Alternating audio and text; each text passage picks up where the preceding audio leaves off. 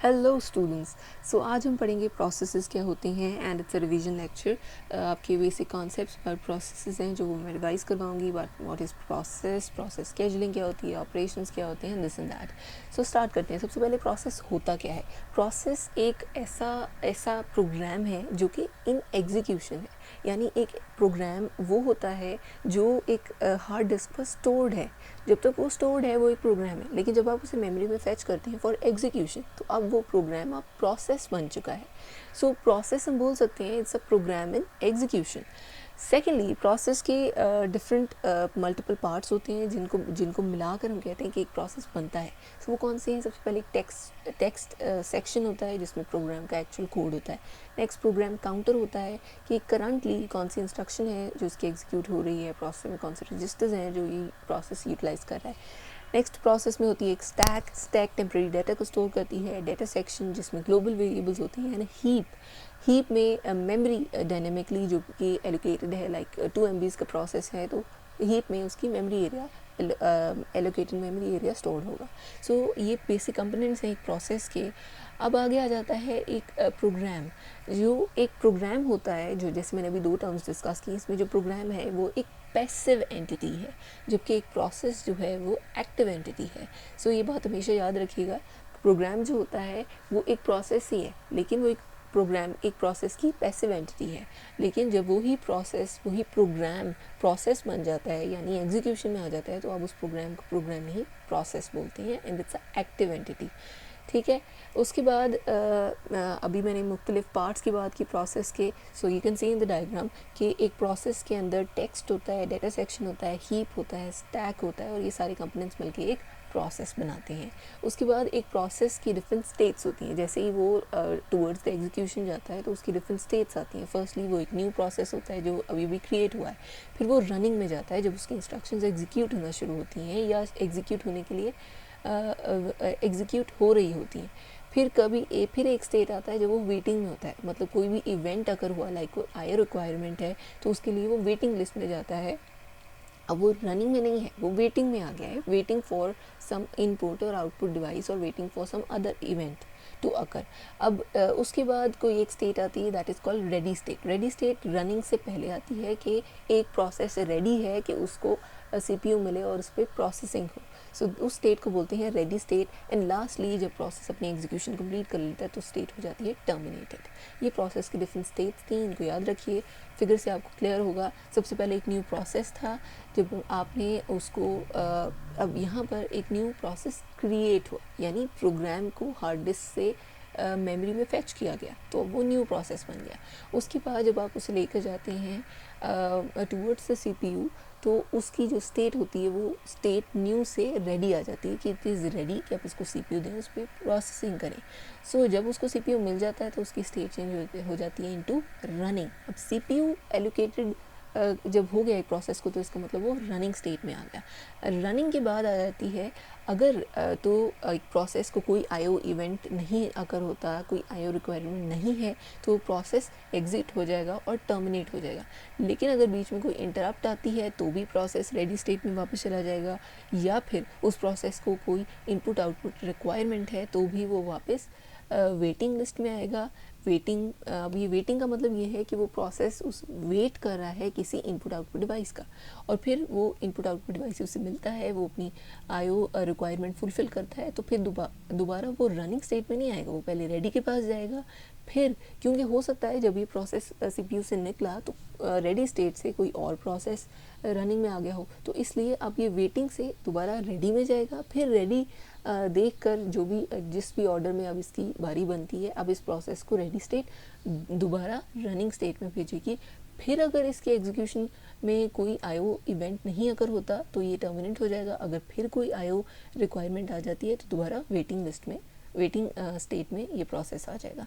So these are process states. उसके बाद PCB क्या होता है? PCB एक प्रोसेस की जितनी भी इंफॉर्मेशन है उसको स्टोर करता है। ये एक ऐसा ब्लॉक होता है, कंट्रोल ब्लॉक होता है, जिसमें एक प्रोसेस में कितने इंस्ट्रक्शंस हैं, इसकी स्टेट्स क्या हैं, वो मेमोरी कितनी ले रहा है, ये सारा डाटा एक प्रोसेस के बारे में पीसीबी स्टोर करता है। पीसीबी का हम एंड यूज़र्स को कुछ भी नहीं पता होता। ये सीपीयू या आप कह लो ऑपरेटिंग सिस्टम अपने पास रखता है एक प्रोसेस का डाटा, और जिस ब्लॉक में रखता है उसे बोलते हैं पीसीबी। इसी तरह जब हमने थ्रेड्स डिस्कस किए थे तो मैंने आपको बताया था वहाँ थ्रेड कंट्रोल ब्लॉक होता है, बिल्कुल पीसीबी की तरह। उस थ्रेड कंट्रोल ब्लॉक का क्या मतलब है कि उस थ्रेड पीसीबी में आपके थ्रेड्स का पूरा डाटा स्टोर होता है, जिस तरह पीसीबी आपके प्रोसेस का पूरा डाटा स्टोर करता है। सो इसी तरह पीसीबी को टास्क कंट्रोल ब्लॉक भी बोलते हैं, और इसके डिफरेंट कंपोनेंट्स होते हैं। जिस तरह क्योंकि एक प्रोसेस का आपको पता है प्रोसेस बहुत सारी चीज़ों से मिलकर बना होता है, तो इसके बारे में जो डाटा है वो भी बहुत सारा मुख्तलिफ तरह का होता है। सो फर्स्टली इसमें प्रोसेस की स्टेट होती है कि रनिंग में है, वेटिंग में है या रेडी में है, किस स्टेट में है वो स्टोर होता है। फिर प्रोसेस नंबर आ जाता है। प्रोसेस आपके पास हो सकता है एट टाइम 100 प्रोसेस रन हो रहे हों। सो ये जो करंट, तो हर एक प्रोसेस का अपना डिफरेंट पीसीबी होगा और उसमें उसका प्रोग्राम, उसका प्रोसेस नंबर भी स्टोर होगा। फिर प्रोग्राम काउंटर आ जाता है। प्रोग्राम काउंटर का मतलब ये है कि कौन सी इंस्ट्रक्शन, एक प्रोसेस में डिफरेंट इंस्ट्रक्शंस होती हैं, तो कौन सी इंस्ट्रक्शन एग्जीक्यूट हो रही है और उसकी लोकेशन क्या है, यानी मेमोरी में वो कहाँ पड़ी है। उसके बाद सीपीयू रजिस्टर्स या सिंपली रजिस्टर्स की सीपीयू जब एग्जीक्यूट, जब सीपीयू के पास ये इंस्ट्रक्शन चली गई है, ये प्रोसेस चला गया है, तो उसकी किस सीपीयू रजिस्टर में ये स्टोर्ड है। उसके बाद सीपीयू स्केजुलिंग, रजिस्टर्स में ही सीपीयू स्केजुलिंग भी इंटरनली सॉल्व हो रही होती है, जिसमें सीपीयू इंटरनली प्रोसेसेस की स्केजुलिंग करता है कि अब मुझे कौन सा प्रोसेस नेक्स्ट एग्जीक्यूट करना है, फिर कौन सा करना है, फिर कौन सा, इसे बोलते हैं सीपीयू स्केजुलिंग। नेक्स्ट आ जाती है मेमोरी लिमिट्स। मेमोरी लिमिट्स का मतलब ये है कि कितनी मेमोरी एक प्रोसेस को एलोकेट की गई है, वो यहाँ उसकी लिमिट स्टोर्ड होती है। Next list of open files.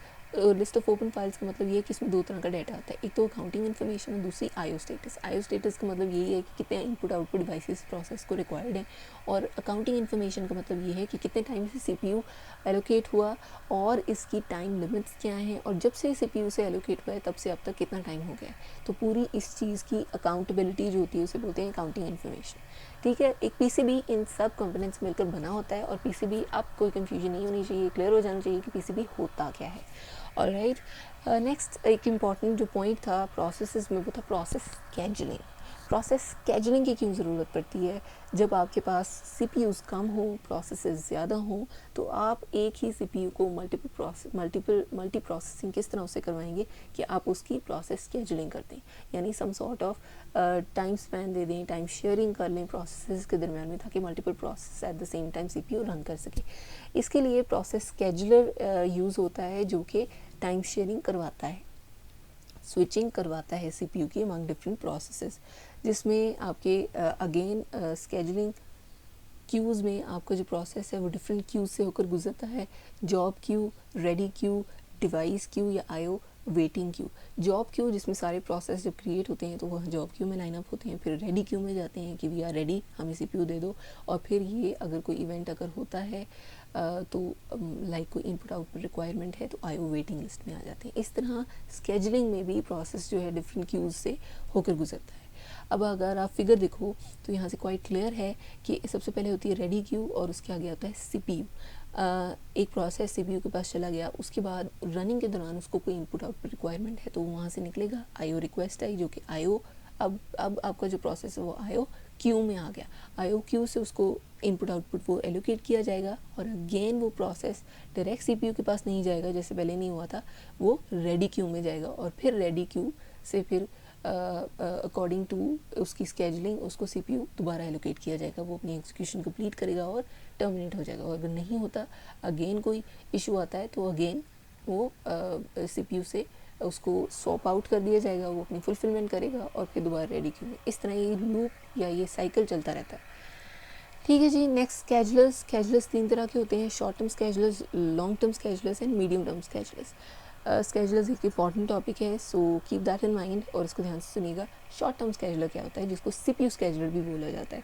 ये वो स्केजुलर है जो एलोकेट करता है सीपीयू को प्रोसेसेस, कि इसको पता होता है शॉर्ट टर्म स्केजुलर को कि आपकी जो रेडी क्यू है वहाँ से लेकर सीपीयू तक कौन सा प्रोसेस जाएगा। लाइक मेरे पास दो प्रोसेस थे रेडी क्यू में, मैंने रनिंग में कौन कौन सा प्रोसेस देना है, मेरा शॉर्ट टर्म स्केजुलर डिसाइड करेगा कि पहले प्रोसेस 2 जाएगा, वो उसकी हो सकता है उसको कोई क्राइटेरिया हो, लाइक उसने कोई प्रायोरिटी सेट की हो या जिसका एग्जीक्यूशन टाइम है वो उसको उससे पहले भेज रहा है, ये क्राइटेरिया उस पर डिपेंड करता है। मुझे मेरा उससे कोई लेना देना नहीं है, ठीक है। शॉर्ट टर्म स्केजुलर ने डिसाइड करना है कि कौन सा जो प्रोसेस है वो रेडी स्टेट से रनिंग में जाएगा। सबसे पहले उसने प्रोसेस 2 को भेजा, फिर उसने प्रोसेस 1 को भेजा। सो रेडी स्टेट से आपकी जो रनिंग स्टेट तक जो स्केजुलर काम करता है वो करता है शॉर्ट टर्म स्केजुलर, इसीलिए इसे CPU स्केजुलर भी बोलते हैं। उसके बाद और ये सबसे फास्टेस्ट होता है long term scheduler. Long term scheduler को जॉब स्केजुलर भी बोला जाता है। जॉब स्केजुलर क्यों?